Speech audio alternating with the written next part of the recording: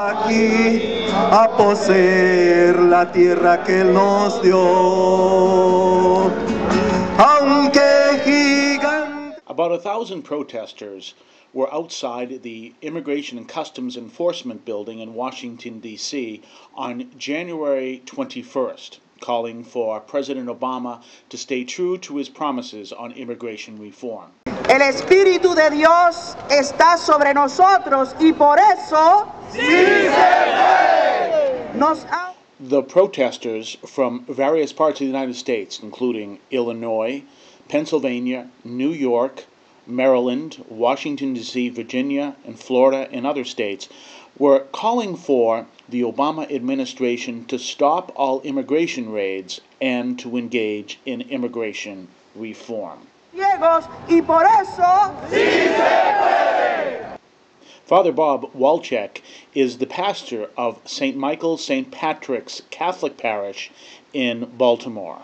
Say these are people who are in need, and we're Christians, we're Catholics. Jesus is the one that says, "Welcome the stranger." I was hungry, I was naked, I was sick, all the rest of it. And we have to see Jesus in these people. I mean, the fact that they're here and how they got here and everything else, that's all secondary. The main thing is the fact that these are our brothers and sisters in Christ. And what are we doing right here, right now? You're coming here all the way from New York? Right, from Syracuse. Syracuse. And you're Catholic? Yes. I'm Catholic. And your name again? Andres Tegon Juan. And tell me why you're here. Well, why I'm here in this action is because we need to pass comprehensive immigration reform now. We can't just, sit with it and just hope it's going to be okay. But we're here to, standing and marching to let the administration know and the country know that this is an urgent issue. Families are being broken apart right now as we speak. And the reason many... Reverend Whit Hutchinson is a Methodist pastor in the D.C. area. Because we understand that the immigration system favors those who come from an educated and privileged background. So often the line between legal and illegal is a line between poverty and privilege. And that people do not leave their home culture, their language, their friends, their family behind to come here except out of dire necessity.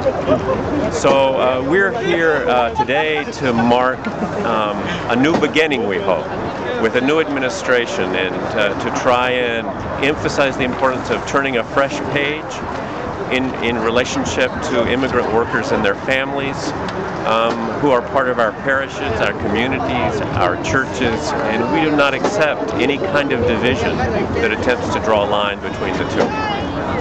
We think there's a great opportunity for the Obama administration to take the issue of immigration reform head on and to do some immediate things that it can do that don't require act of Congress.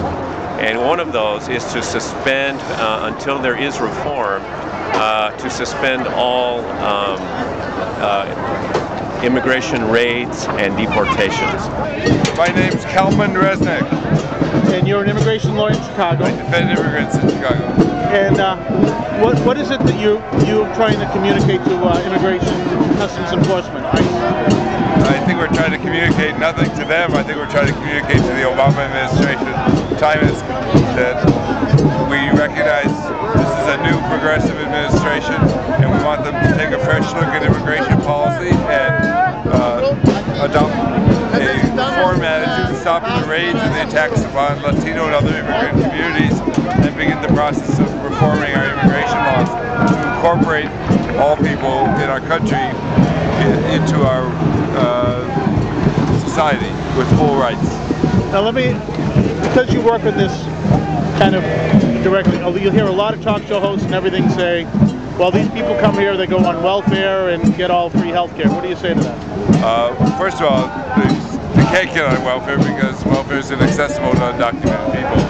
Two, there's a tremendous economic benefit to the energy and dedication that immigrants have to our society, and with full legal legal rights, they will continue and be able to contribute to our society in a bigger way. My name is Consuelo Lezama. And you came all the way from Illinois. What do you want to communicate to immigration? First of all, we're very excited to come to the inauguration. We feel a lot of hope for the cause. We want the government to stop raids, to do a just and compassionate immigration reform, and also to speed the process so that workers that want to come and work don't have to work 10 years illegally. I'm right now walking in the middle of the march, and we're surrounded maybe, I don't know, there's hundreds of people here who are coming from different parts of mostly the East Coast, New York, obviously Maryland, Washington, Virginia. We had someone from Florida. We've got people from different parts, as I said, mostly of the East Coast, and they're all marching. They're all calling for an end to the raids of the immigrant raids, and they're calling for a uniting of family. And what they're asking for President Obama to do is to suspend the raids until a new immigrant policy could be developed. The present immigrant policy that we have was really put together, as I was informed by a staffer at the Representative Capuano's office, was really put together as a bipartisan effort.